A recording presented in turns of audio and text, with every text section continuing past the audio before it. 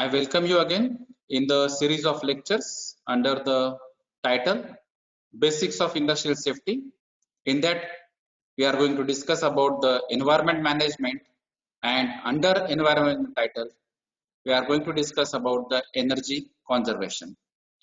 Now, in the previous session, we have discussed about the sustainability reporting, and under that we have already discussed about some of the concepts related to the energy, related to the life cycle assessment, related to the green building, etc.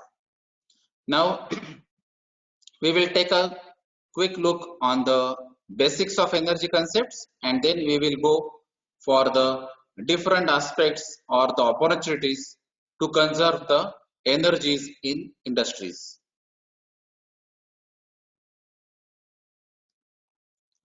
Now in this presentation, we are going to discuss about the energy types, how to conserve energy, why to conserve energy, and opportunities in the industries and in India. And then lastly, about the ISO 50001, which is related to the energy management system. Now, what is energy? Everybody knows that it is ability or capacity to do work. So energy lights our cities, powers our vehicles, runs machineries in factories, it warms and cools our homes, cooks our food, plays our music, and gives us picture on televisions.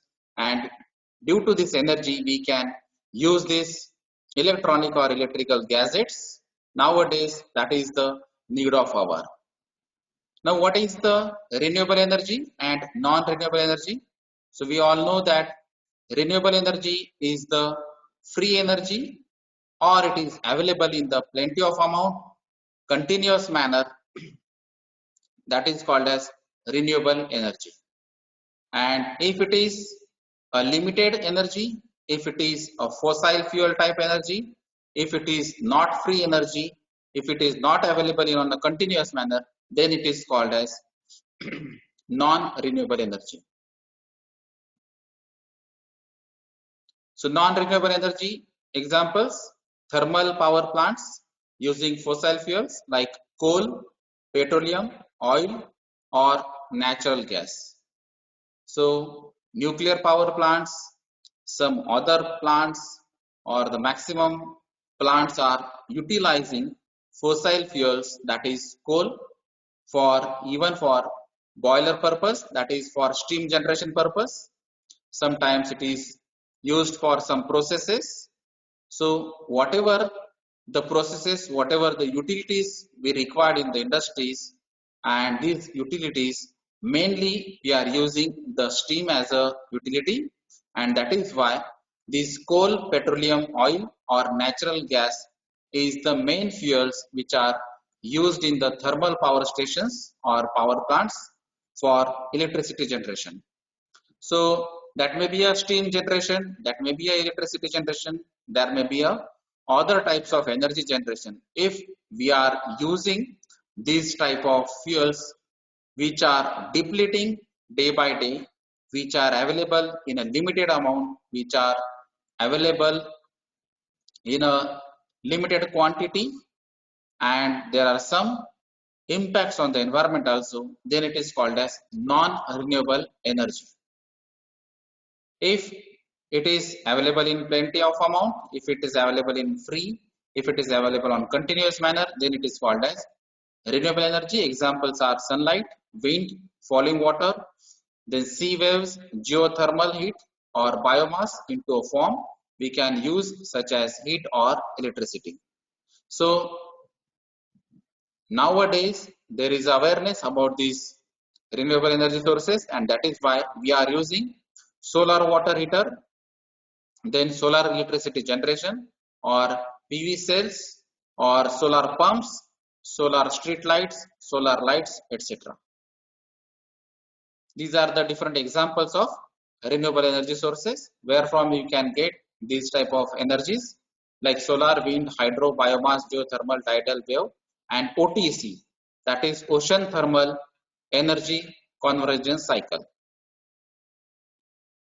So this is a simple example of solar energy, where we can use this solar power with the help of solar panels and photovoltaic cell principle.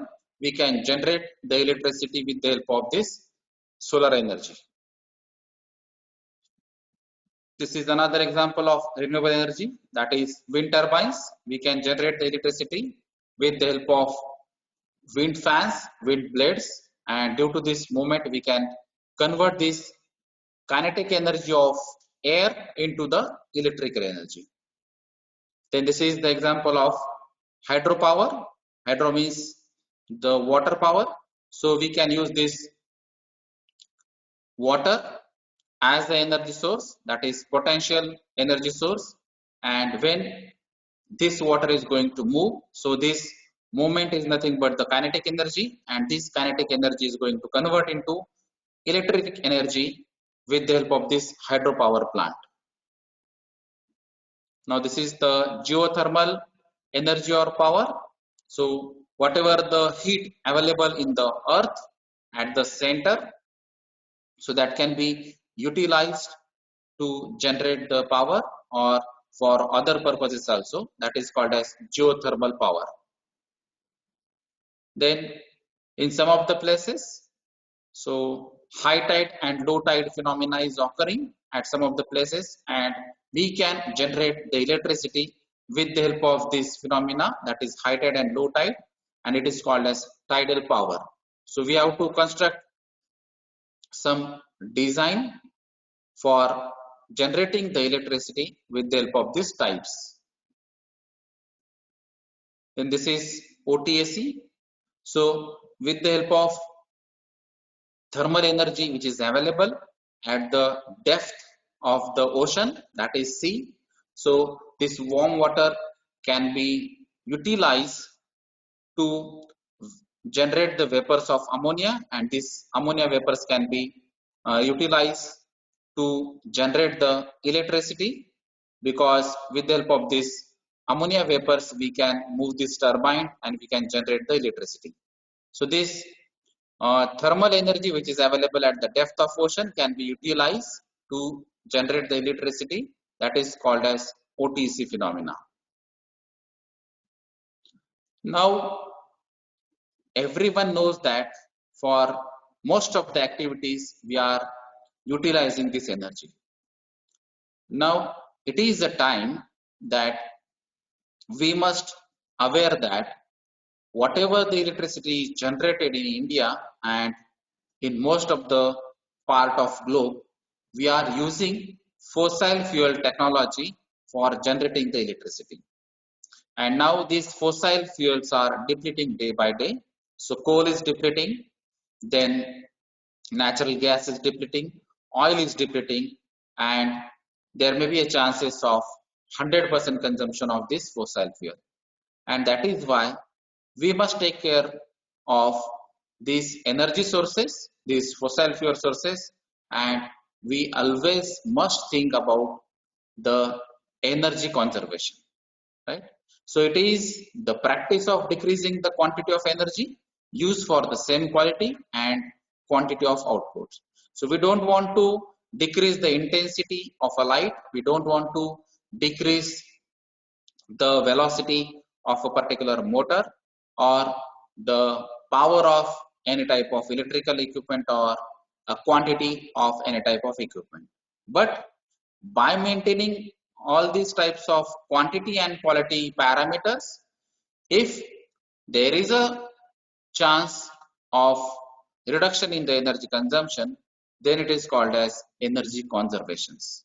So that is why we must focus on the energy conservation, because we are having a limited source of the fossil fuels. And simultaneously, we must focus on the renewable energy sources also, so that the burden of the energy generation or the power generation with the help of fossil fuel is decreased. It may be achieved through efficient use, in which case energy use is decreased while achieving a similar outcome. Energy conservation also includes the prevention of misuse of energy. So sometimes it happens in some of the areas that misuse of misuse of energy is also there. So we have to prevent all this activity to reduce the energy consumption. That is nothing but the energy conservation. So why this is the need of to conserve the energy? Our energy demands are continuously increasing about 14% per year, because nowadays we are mainly utilizing the electrical and electronic equipments for every field. In the industries, some automation, semi-automation, some new technological development, latest technological development, some robotics, and there may be some changes in the teaching learning processes also, even in the training programs also. Nowadays we are using the PC, that is personal computers or laptops or LCD or OHP or gadgets like laptop, palm top, etc. And all these utilization needs a power, and that is why our energy demands always or continuously increasing day by day. So it is near about 14% per year.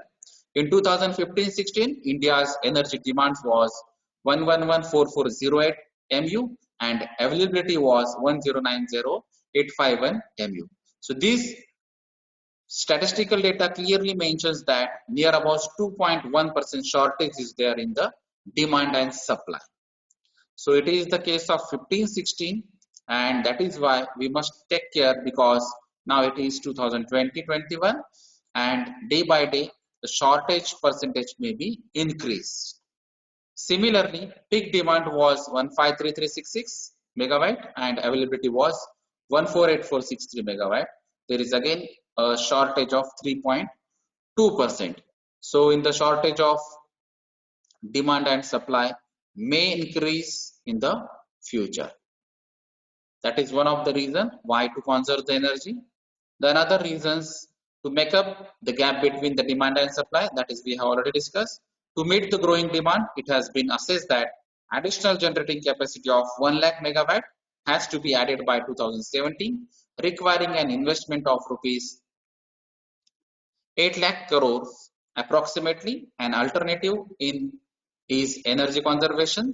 Then energy conservation measures can reduce the power demand and prune building up of additional generating capacity to the extent it can be conserved.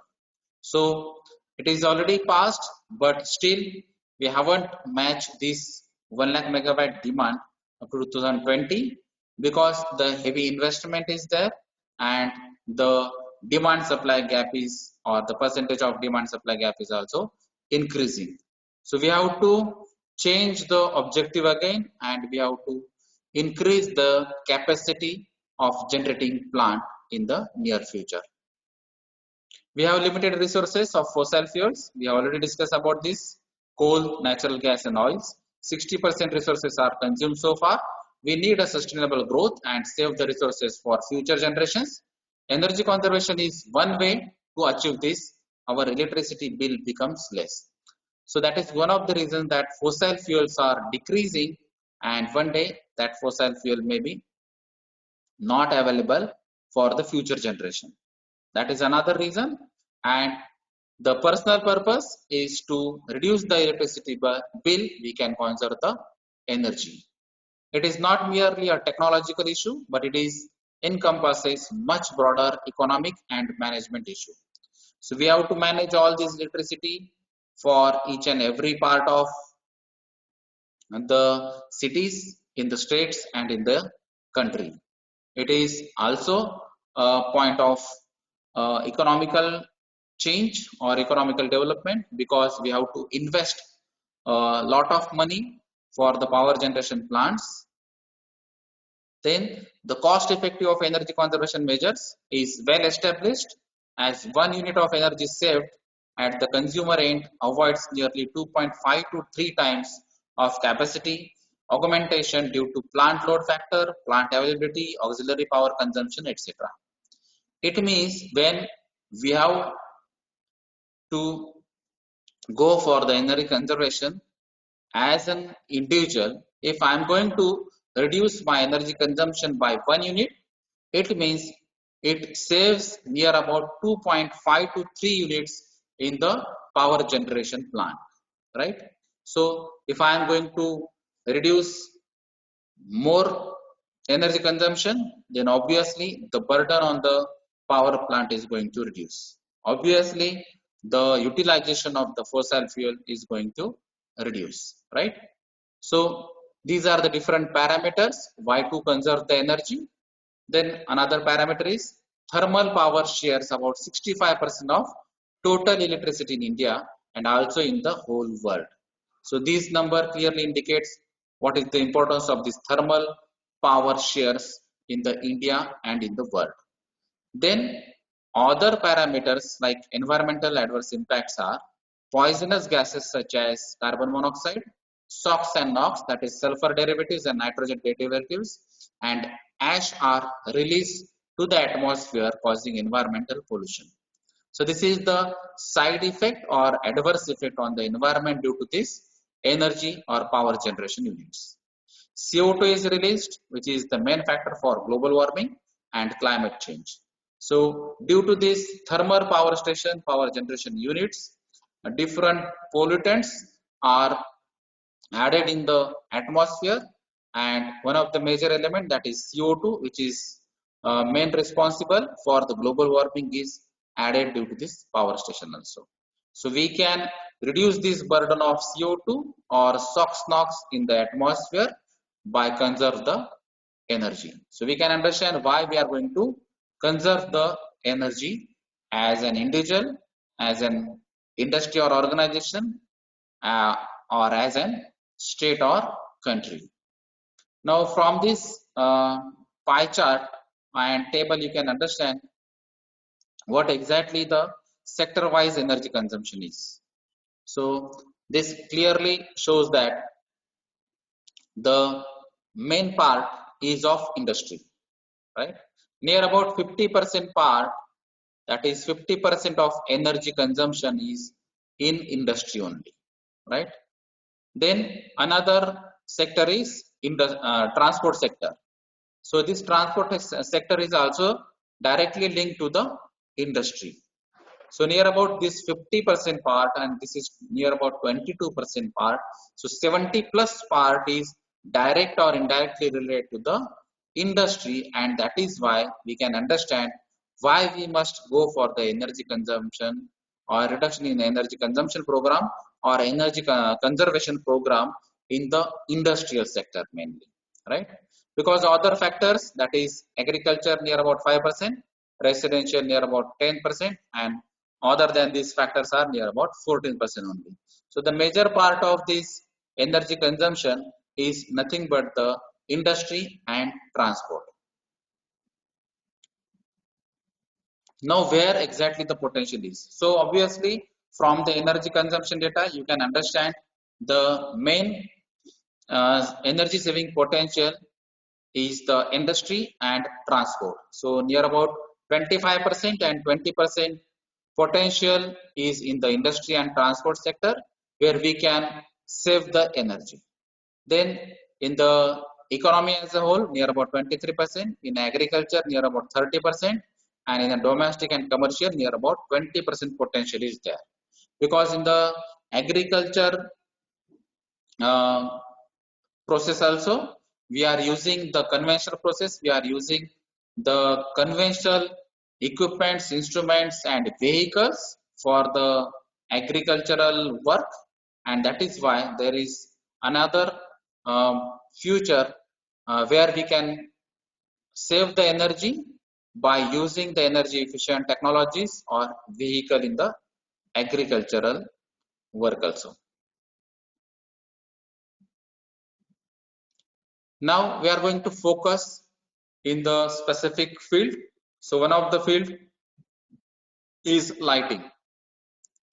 So nearly 8% of the electricity is consumed for lighting in the residential and commercial building. This amounts to a connected load of approximate 11,000 megawatt and annual electricity consumption of 50 billion kWh, kilowatt hour. So these are the units. So this much of unit consumption is by the residential and commercial building, and this much of load is there that is approximate 11,000 megawatt demand is there for the electricity used for lighting only, right? So from this statistical data, you can understand what is the importance of this lighting in the residential and commercial buildings. Now, how to save this energy in the lighting systems? Make maximum use of natural light. That is, in the day cycle, you can use the natural light wherever possible. Then switch off when not required. Modify lighting layout to meet the need.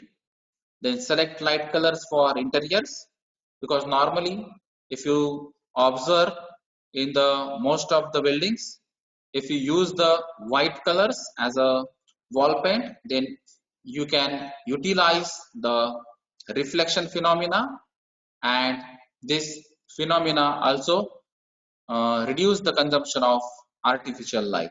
So we can use the natural light for that building purpose, for that lighting satisfaction, and provide timer switches, PV controls, or photo sensors.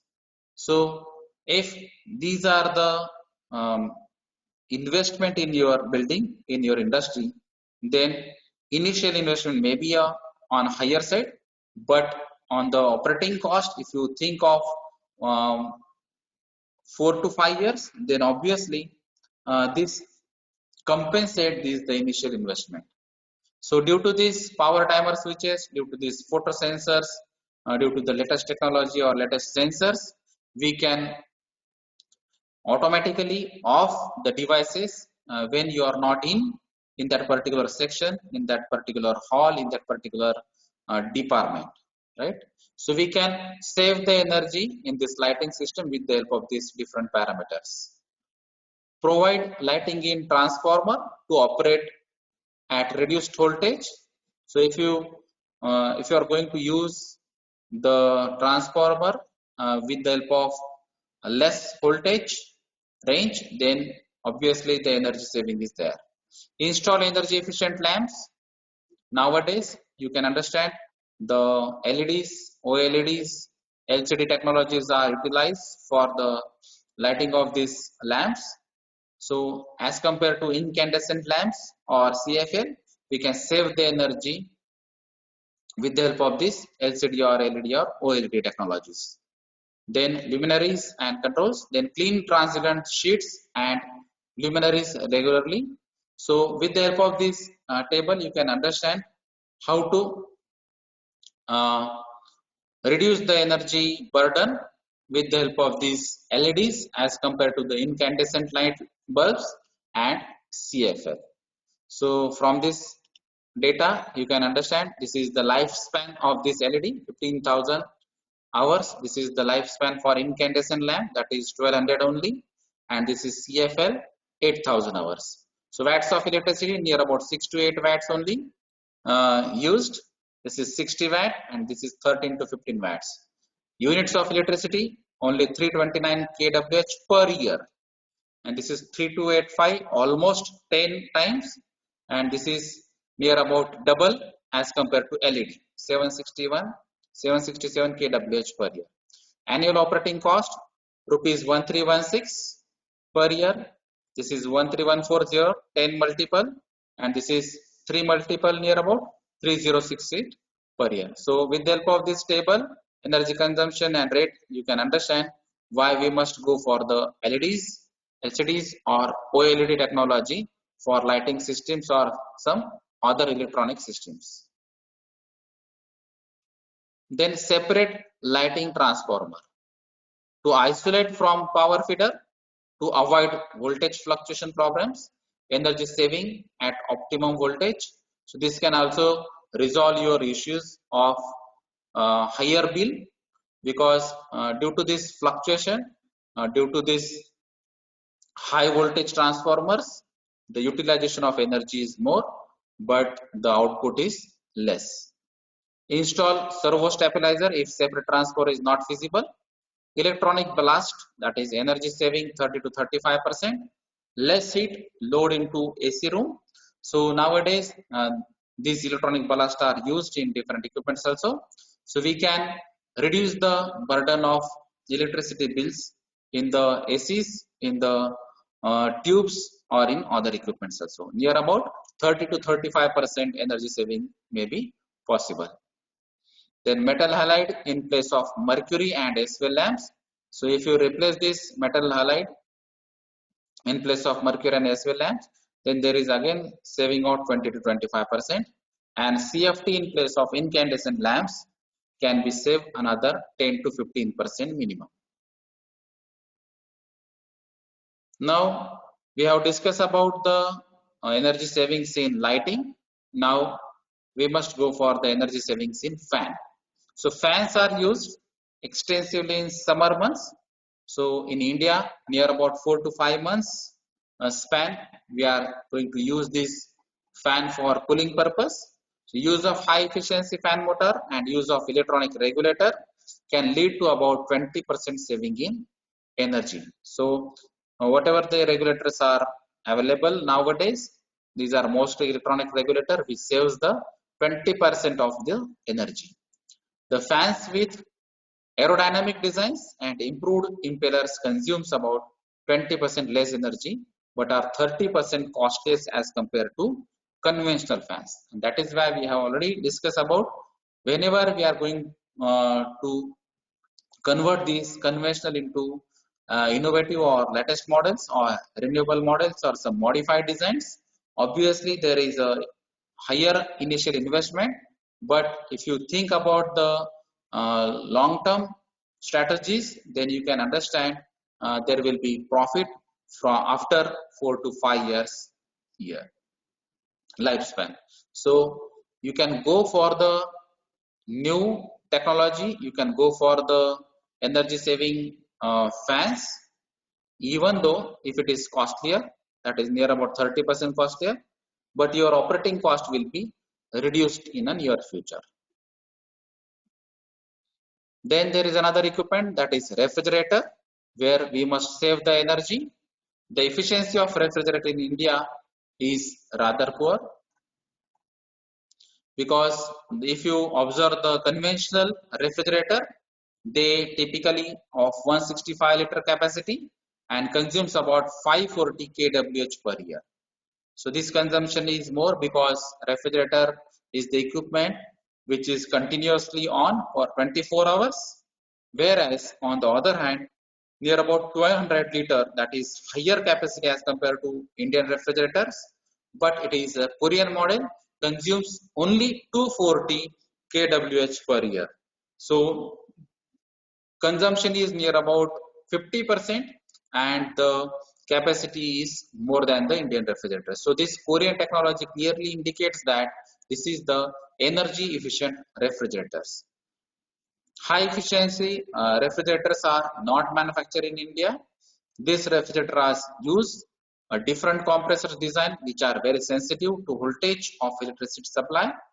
Unless quality of electric supply is improved, these refrigerators can't be improved in India. So we are having a different problems like voltage fluctuations, which is not the case in the developed countries. And due to these issues, we have to design the compressor according to the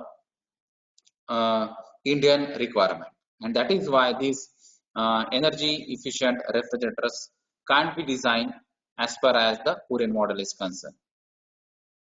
Now, we have already discussed why the industries is the main field where we can conserve the energy, because near about 50% of the energy is consumed by the industries and near about 22% energy is consumed in the transportation sector. And that is why we must focus the energy conservation in the industry. So which factors in industry mainly consumes the energy? The main factor is boiler, compressor, furnace, diesel generating set, motor, pump, refrigerations. So these are the main units or equipments or the process where maximum energy consumption is there, right? So we have to use boiler in most of the companies for the steam generation. We have to use this compressor for satisfy the need of compressed air.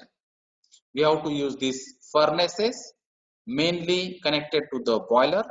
Then we have to use this DG set for power. We have to use this motor for the moving the agitators, moving the conveyors or some other purposes. Then we have to use these pumps, that may be a centrifugal pump, reciprocating pump, etc., to handle, to transport the fluids in the industry or outside the industries.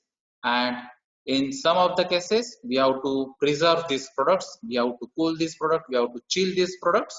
That is why we are in need of refrigeration plants. So for this refrigeration plant is also there is a need of energy, right? So these are the main components where energy consumption is there in the industry. So this is the main factor where most of the energy is consumed. That is nothing but the electric motors. So electric motors form the heart of the industries. Out of the total motors in operation, 98% are induction motor.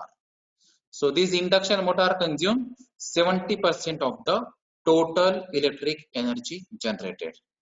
So this statistical data again clearly mention that we have to focus on the induction motors to save the energy. Capacity of motor is nothing but the alpha torque, and that is proportional to the V square, that is, as the voltage is consumed more, the voltage square is nothing but the torque, and due to this capacity of the induction motor decides and energy consumption becomes more. So this induction motor consumes most of the energy.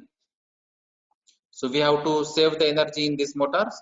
Causes for energy losses in the induction motor. Why this induction motor consumes more energy? So the different factors are oversized motors. In sometimes we need less capacity motors, but whatever the standards motors available in the market, we have to bought that motors and we are going to use these motors. So oversized motors is one of the issue. Then rewound motors, because the efficiency of these rewound motors are decreasing, and that is why they are going to consume more energy. Then improper voltage. So sometimes we have already discussed that voltage fluctuation is one of the major issue in India, and due to that voltage fluctuation or improper voltage, the energy consumption is more. Then less efficient motor driven equipments. So the driven equipments which are available are not energy efficient. Then idle run. So sometimes it happens that motors are running but the load is not adequate. So due to that also more energy is consumed by these motors. So oversized induction motor, sizing of motor plays a vital role. It is very difficult to choose a right size of motor in a single step applications, because sometimes it happens that when we are uh, thinking of the process, when we are deciding about the equipments, the capacity of the equipment, the stages of the equipment, the processes and the step by step process, etc., then we have decided something else, and after some time, after facing some practical problems or after facing some marketing issues or the demand of product, we are going to change the capacity of the product or production, but the motors are same. And that is why these motors may become oversized motor as the demand is less, but the motor is same. So this oversized motor is a very common point in the all types of industries. The major reasons for oversizing is starting torque requirement, excess cushion, and safety factors. Then rewound motor is one of the point under these factors of the motor. So rewound induction motors are common in Indian industries, especially in textile, paper industries, and unorganized sectors such as small floor mills, lathe shop, and agricultural farms. Because in these sectors, they are not going to purchase new motors for a particular application, for new application, or if is there any change in the process is there in change in the or expansion planning, then these type of industries or these sectors are not going to uh, purchase the new motor. Rather than that, they are going to change the wounding of this motor, and that is called as rewound motors. So induction motors are used even after more than 4 times rewoundings.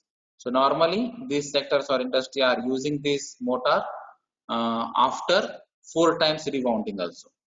So what is the reason for loss in efficiency rewound motors? So eddy current loss is one of the factor.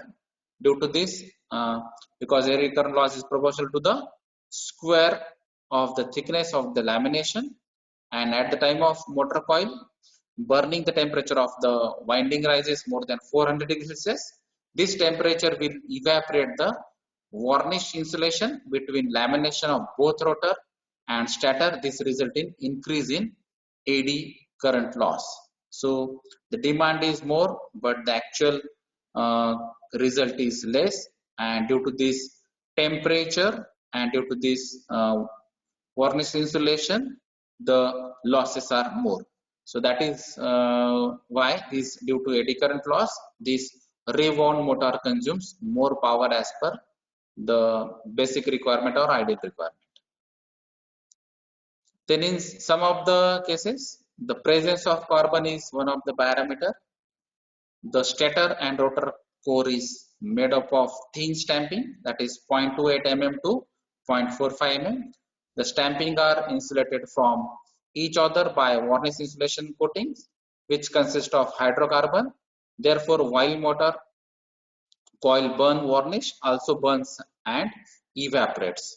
So sometimes it happens due to this higher temperature phenomena, due to this higher voltage and this friction phenomena, this carbon may be deposited in the motor itself.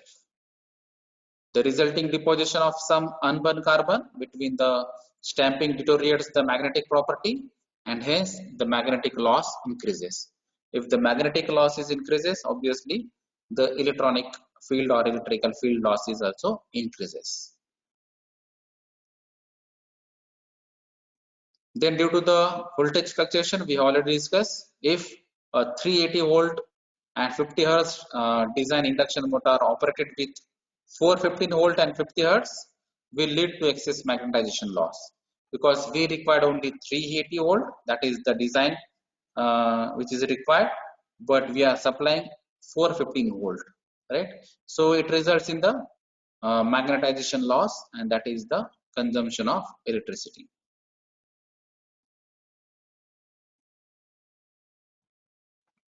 Earlier, for variable speed welding application, motor generator sets are used. This is the energy inefficient practice. This offers a good scope to reduce energy consumption by using the latest technology to meet the requirements. So this is the old or conventional techniques which is used for the variable speed, that is welding application, that is motor generator. For example, the recent method to get accurate variable speed control can be achieved by using thyristor drives, which is the ideal replacement for watt-Renault drive, and similarly motor generation set is used for these welding applications. So if this technology is changed or replaced by the latest one, if other changes or modification is done in the near future, so we must go for the latest technology so that the energy consumption will be reduced. Presently, few machines are driven by Ward-Lenard drives, that is conventional one, for better speed control.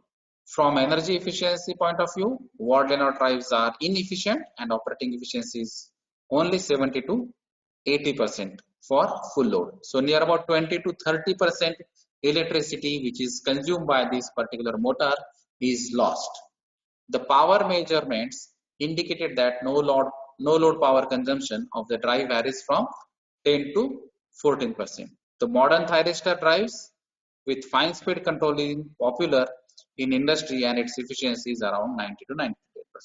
So it is clearly mentioned that in the old technology, that is wall Lenard drives, it is the operating efficiency of motor, that is 70 to 80% only, and here it is 90 to 98% with the help of this modern thyristor drives. So here only 2 to 10% losses, and here near about 20 to 30% losses. So we can compensate this initial cost or investment with the help of the saving in the operating cost. The no load power consumption is almost negligible. In the case of idle run, in some of the industrial application, auxiliary equipment need to run even when equipment is switch off. So there is a need of that particular process or equipment that particular motor should be uh, continually on. There is a possibility to switch off whenever possible by incorporating control like interlocks and timer based controllers. This will reduce the idle running time and energy consumption. Now after the motor, there is another equipment where the energy consumption is more, and that is called as air compress, right? So compressed air is used in almost all types of industries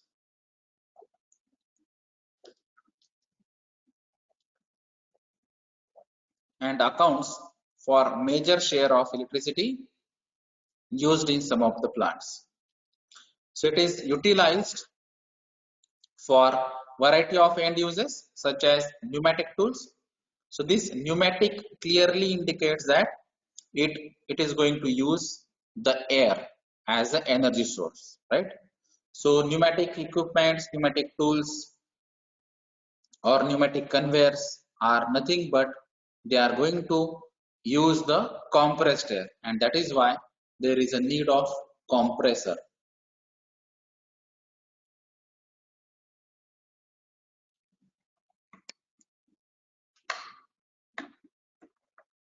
So these are the different applications, that is instrumentation, conveying, etc. And compressor is very energy intensive. Only 5% of electrical energy is converted to useful energy. So you can understand this is a heavy loss in the electrical energy for this compressed air. Ensure low temperature of inlet air. Increase in inlet air temperature by 3 degrees Celsius increases power consumption by 1%. So if you take care about this temperature inlet, then you can save this 1% energy also. It should be examined whether air at lower pressure can be used in the process. Reduction in discharge pressure by 10% saves energy consumption up to 5%. So this is another parameter. Here it is you have to take care of temperature. Here you have to take care of pressure. So this is the chance of 1% saving. This is the chance for 5% saving with the help of temperature and pressure maintenance. A leakage from half-inch diameter hole from compressed air line working at a pressure of 7 kg per centimeter square can drain almost rupees 2,500 per day. So obviously from this data you can understand the leakage in the pipeline of compressed air is not at all affordable because it costs near about 2,500 per day. Air output of compressors per unit of electricity input must be measured at regular intervals. Efficiency of compressor tends to deteriorate with time. So whenever you are going to use these compressors to compress the air, obviously as the time passes, as the use of this compressor is going on in the industry, the efficiency of these compressors also deteriorate with the time. Then there is another equipment, that is cooling tower, which consumes the electricity in the industry. So cooling tower is a specialized heat exchange equipment in which two fluids, that is air and water, are brought into direct contact with each other to effect the transfer of heat. So where the hot water is there in your industry, so we have to cool this hot water with the help of air. So in the cooling tower, normally we are providing the hot water inlet at the top of the cooling tower and air inlet, that is cooled air inlet, from the bottom. So in the cooling tower area, this air is contacted with the hot water and energy can be absorbed by the air, and that is why the water is going to cool. So for this purpose, in a spray filled tower, this is accomplished by spraying a flowing mass of the water into rain like pattern, through which an upward movement mass flow of cold air is induced by the action of fan. So for this purpose, for contacting and for cooling purpose, we have to use this fan. So there are different types of cooling towers, that may be forced draft, induced draft, etc. But we need a fan, and this fan again consumes the electricity. So where we can save the energy? Replacement of inefficient aluminum or fabricated steel fans by molded FRP fans with aerofoil designs result in the electricity saving. So there is a chance of electricity saving by replacing this old design or conventional aluminum or fabricated steel fans with the help of this FRP fans. So this reduces the electricity consumption about 15 to 40%. Install automatic on-off switching of cooling tower fans and save up to 40% on electricity cost.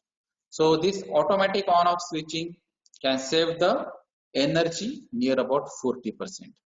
So these are the opportunities in the electricity or energy saving in the cooling towers. Now there is another equipment that is called as pumps. So pumps, we already know that these pumps are used for the transportation, for moving the liquids or the gases from one point to another point, from bottom to top, or from one storage tank to the particular process reactor, etc. So for that purpose, we can use these prime movers, diesel engines, gas turbines, etc. in these pumping systems, and the petroleum products like diesel, oil, gas can be utilized in case of pump. Now where is the chance of saving in this pump? So if you select a pump of the right capacity in accordance with the requirement, then you can save the energy, because most efficient pumps can save the energy. A pump with 85% efficiency at rated flow may have only 65% efficiency at half the flow. So that is the indication that selection of a pump for the right capacity is the important factor for energy savings in the pump. Matching of motor with appropriate size pump, that is another factor. Then use of throttling valves instead of variable speed drives to change flow of fluids as a wasteful practice. Throttling can cause wastage of power to the tune about 50 to 60%. So we must go for the variable speed drives in case of pumps rather than this throttling, because this throttling process can consume near about 50 to 60% of this electricity. Then proper installation of the pump systems, including shaft alignment, coupling, motor and pump is a must. Drive transmission between pumps and motor is very important. Loose belts can cause energy loss up to 15 to 20%. So modern synthetic flat belts in place of conventional V belts can save near about 5 to 10% of energy. So replacement of belts by the synthetic or modern flat belts, then proper selection of pumps with the right capacity, then matching of appropriate sizes, and using of variable speed drive instead of throttling is, these are the different parameters where we can save the energy in the pumping systems. Then there is another system which is available in the industry, that is called as RAC, refrigeration and air conditioning. So for this refrigeration and air conditioning, energy consumption is more, but in some of the industries only, this is going to use.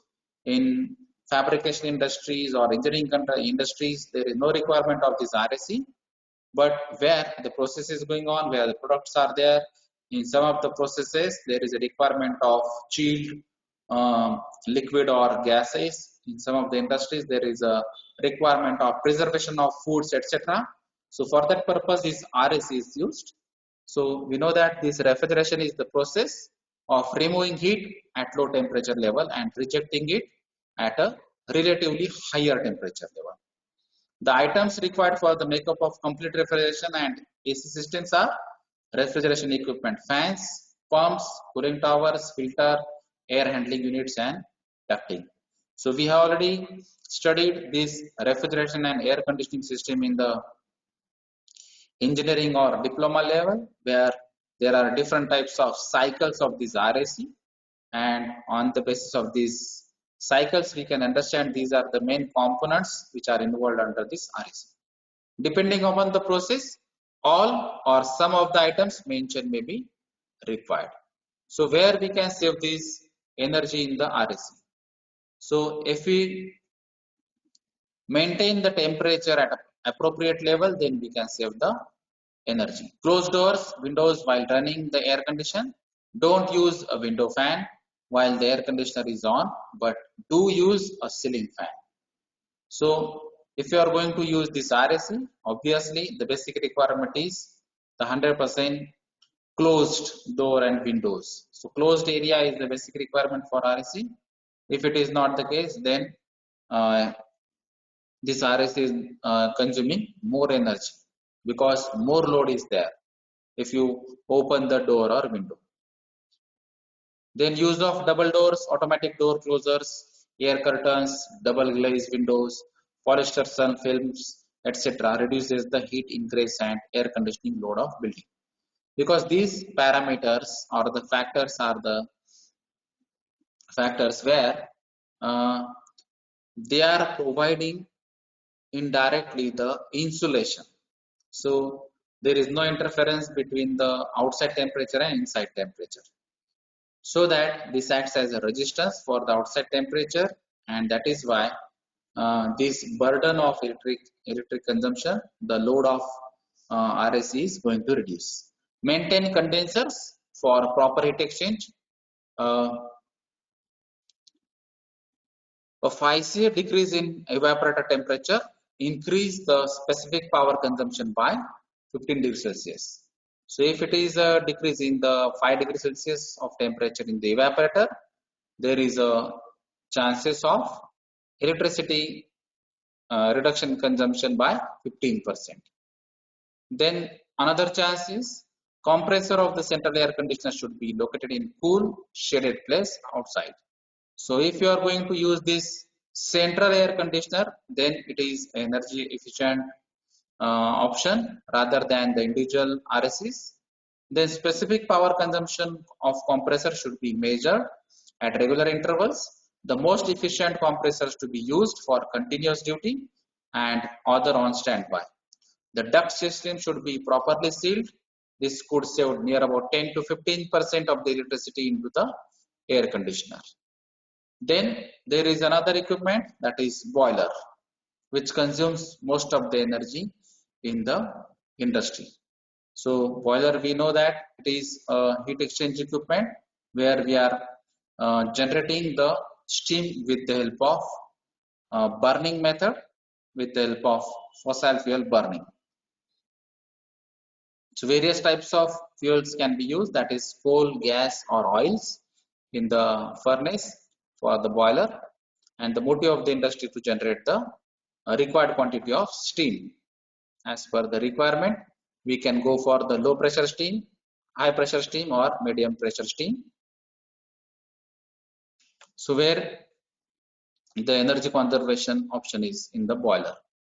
So all possible attention should be paid to control excess air, because in the boiler we are going to provide the air for the burning, because this is the Burning phenomena, that is nothing but the combustion in a technical term, and in the combustion, the reaction is C plus O2 that gives CO2. So this is the expected that in the combustion we required or we expect complete combustion process, that is C plus O2 that gives CO2, but in some of the cases it happens that C plus half O2 that gives CO in complete combustion process. So the efficiency of that particular equipment or complete combustion process is going to reduce due to this incomplete combustion process, and that is why we are not getting the expected temperature and expected pressure in the steam. So this excess air is another important factor. And why it is called as excess air? Because generally in the industry we are going to provide the additional air which is calculated on the theoretical basis. So when we are going to calculate the air requirement for the combustion process with respect to that fuel, it is also called as fuel to air ratio. So whatever the fuel you are going to use, depending on that calorific value, depending on the quality, depending on the quantity of that fuel, we have to calculate the quantity of air requirement. And if you calculate the quantity of air requirement with the help of the chemical reaction only, then it is called as stoichiometric air requirement or ideal requirement or theoretical requirement of air. In addition to that, we are going to provide at least 10 to 20% of air in excess, and that is why it is called as excess air. So if we provide the excess air in a proportion, then we can consume the less energy and we may get a complete combustion process with expected temperature and pressure in the steam. So here this is the discussion about this temperature. This is the soot, that is the after combustion part, that is called as flue gases. So this soot is nothing but gases which contains most of the carbon and which can increase the fuel consumption near about 2 to 5%. So this 2.5% consumption can be reduced if you want to go for the excess air and for the complete combustion process, because in incomplete combustion process carbon deposition is more, and due to this carbon deposition soot can be formed, and this soot acts as a heat transfer resistance, and due to this heat transfer resistance we have to provide more energy, and this electricity or energy consumption is more as per the requirement. So these are the different conditions where in the boiler we can control the soot, we can control the excess air or fuel to air ratio, or we can control the temperature pressure condition with the help of complete combustion or incomplete combustion process. Then there is a chance of recovery of heat from the steam condensate. So this is the phenomena where we are going to burn the fossil fuels. We are going to provide the heat from these fossil fuels to the water, and heat is with the help of this heat, steam is going to generate. So we are going to provide this steam in the various area in the location in the different location at the in the industries, and while providing this, while generating this, some of the part of this steam is going to condense. So this condensate means vapors are going to convert into liquid, that is called as condensate. So this condensate is a liquid and steam is a vapor. But if you know the technical things, then the temperature and pressure is same for this steam and this condensate, and that is why the thermal energy is there in the condensate which we can recover from that condensate. So that is one of the energy measures. For every 6 degrees Celsius rise in boiler feed water temperature to condensate return, there is a 1% saving in the fuel. So if you use this condensate return, then we can save the 1% saving. Now for the improving in the boiler efficiency, we must monitor the fuel gas losses, radiation losses, incomplete combustion process, blowdown losses, excess air, etc. So with the help of this monitoring, with the help of the adjustment in the different parameters, we can decrease the energy consumption up to 20%. If you use only treated water in boiler, and due to that scale formation can be minimized and the fuel consumption or energy consumption can be reduced up to 5 to 8%. If you use the stop steam then valve, then this due to with the help of this stop steam valve we can avoid these stop steam leakages, and with the help of this you can save the pressure, you can save the temperature, you can save the fuel, and near about 3 lakh per annum we can save the amount in the industries. Then maintain the steel pipe insulation. So to avoid the heat losses we have to maintain the steam pipe insulation, and that is why we have to invest initially for these insulations. So insulation may be a glass wool, that may be a cork, that may be some other types of insulation. So the thermal conductivity is less than 0.2, and that is why it is called as bad conductor of heat or insulation, and that type of material should be used for the insulation of this steam pipe, and with the help of this we can save the energy as well as the cost. Then another equipment in the industry is DG set. So depending on the type of industry and the magnitude of the connected load, DG sets are employed in various modes, like a standby mode to meet a part of full requirement of the plant in case of power failure.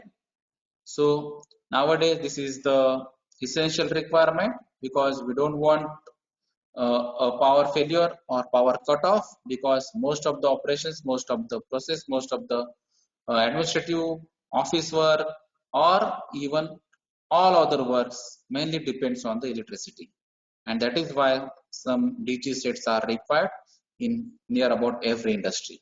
The peak load mode to meet the requirement during peak demand, thereby reducing the maximum demand. This is the energy saving measures for this DG set.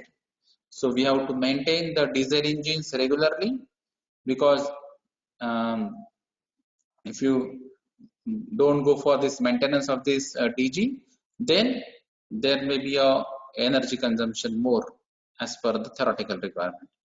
A poorly maintained injection pump increases fuel consumption by 4 gram per kWh.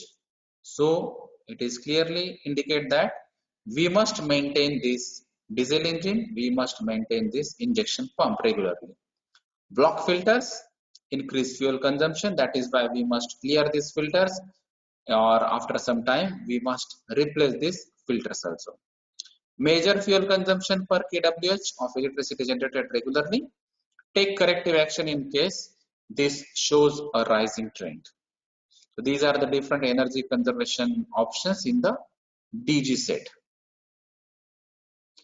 Then there is another point that is called as energy conservation in distribution, because from the DG set we are supplying the power in the industry at various locations, and for that purpose some lines are required, and in this line or due to this low quality lines and high length lines or high distance lines, there are electricity losses, that is called as transmission losses are also there, and that is why energy consumption is more. So for that purpose we must go for the high quality lines for the distribution of energy through the DG sets.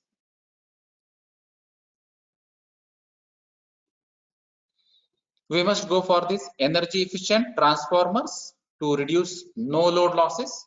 Typical core loss savings are illustrated below. So with the help of this table you can understand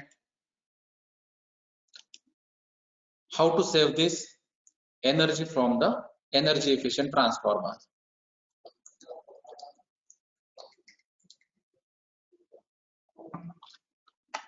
So this is the 25 kVA transformer capacity.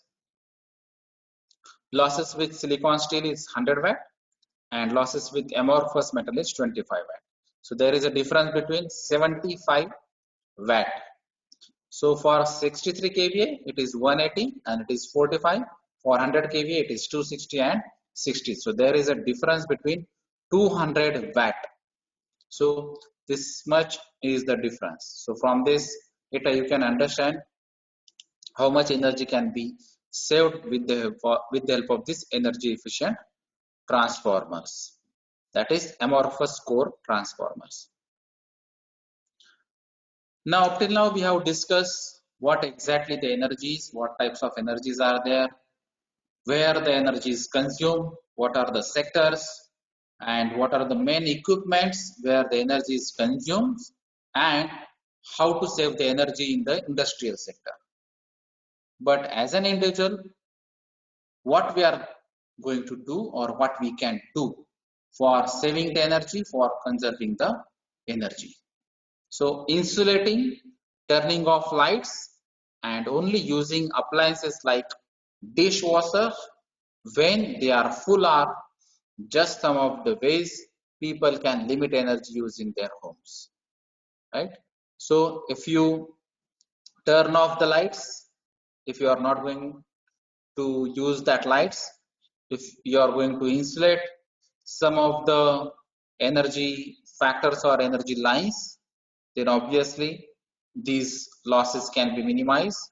If you are going to use the dishwasher instead of other conventional equipments which consumes more energy, then we can go for the energy conservations. So turn off all electronic devices that are not in use, not only turn them off, but try to remember to unplug them.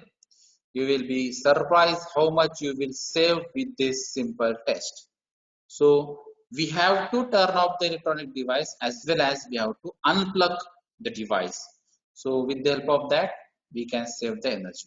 Also, carpooling, bicycling, and taking public transportation are effective energy saving ideas, because as an individual, if you are going to use these vehicles, if you are going to use these fossil fuel based vehicles, then the burden of this fossil fuel is also again increasing, and that is why these are the different solution, that is environment friendly solutions like cycling or bicycling, and carpooling, that is more than one people from various places can go together at a particular office or at a location.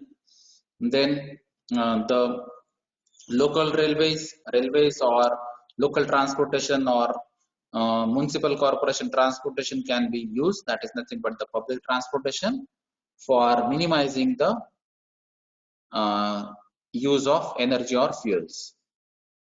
Then there is another parameter where from we can understand how to save the energy, what is the necessary, what are the outputs of this energy conservation program. So this parameter is nothing but the energy audit. So this energy audit involves this pre-energy audit and post-phase activities, and this audit can be done by the energy auditors who are the expertise or the lead auditor persons. So these auditors inspect, analyze, and evaluate the energy consumption. So they are going to measure, they are going to calculate the energy consumption from each and every equipment, from each and every department, and why it is required, how much it is required, and what is the cost of it. So they assess how much energy the industry uses and pinpoints the opportunities for energy savings. So after calculations, after observation, after monitoring, they are going to focus on the energy saving opportunities. Accurate measurements of energy consumption is necessary for energy audit to arrive at energy conservation measures. Then what is the scenario in the energy conservation in India? The energy intensity per unit gross domestic product GDP is much higher in India. 3.7 times of Japan, that is developed countries, 1.5 times of USA, than many of the countries of the world, leading to high wastage of energy, power shortage, and uncompetitive product pricing hindering international trading. So we are using a lot of energy in India. We are wasting a lot of energy due to inefficient product utilization. So that is the energy conservation in India. So we must go for the different options for saving the energy. So this assessed potential of 25,000 megawatt energy saving can be possible. Energy conservation measures can reduce the peak and average demand. 1 unit saved avoids 2.5 to 3 times of fresh capacity addition. We have already discussed. If I save the 1 unit, then obviously the burden of 2.5 to 3 units power generation on the thermal power station is going to reduce. Then investment in energy conservation is highly cost effective and it can be achieved when you are going to take it seriously.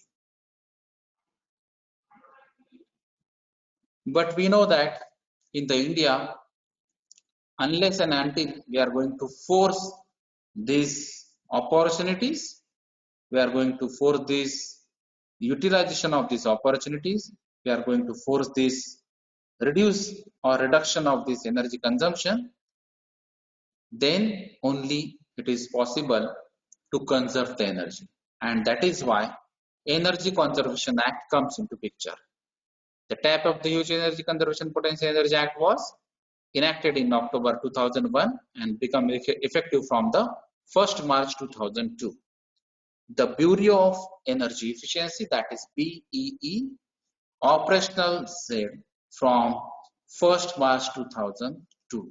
So BEE is one of the main body where who is going to control the energy consumption, energy conservation, energy opportunities, to give the guidelines to the people, to the industries, to the various sectors regarding the energy efficiency or energy efficient technologies or the equipment which can be available in the market for reduction of the energy load in the India.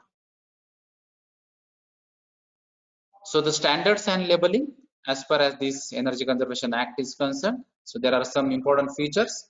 This involves the minimum energy consumption and performance standards for notified equipments and appliances, prohibit manufacture and sale of equipment and appliances not conforming to the standards, introduce mandatory labeling to enable consumers to make informed choice, because the person like me just purchase a washing machine, but my requirement is 5-star rating should be there. In the refrigerator case also, the minimum requirement is 4 or 5-star rating, because this 4 and 5-star rating clearly indicates that this is the energy efficient technological based equipments. So that may be refrigerator, that may be AC, that may be washing machine, that may be some heaters, that may be some geysers, etc. So the equipment which we are going to use in the industry, which we are going to use in the residential area, that should be known to the people or the public. But how to know that these standards, how to know that what exactly the star means?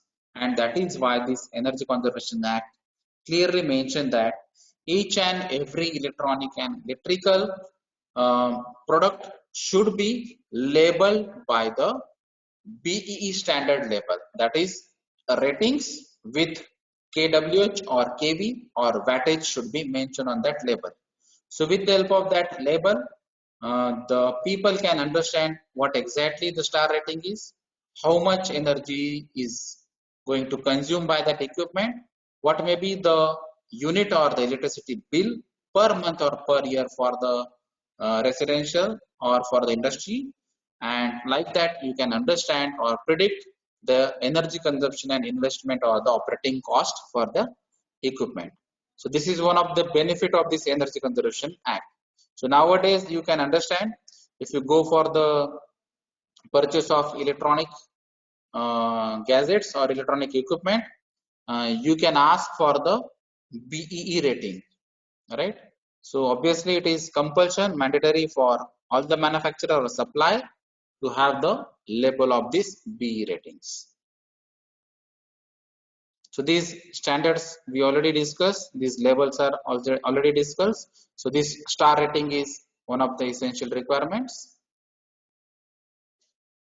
Now the important roles include under this BE is implementation of provisions of Energy Conservation Act, quick coordination with the manufacturer, with the government, policy research.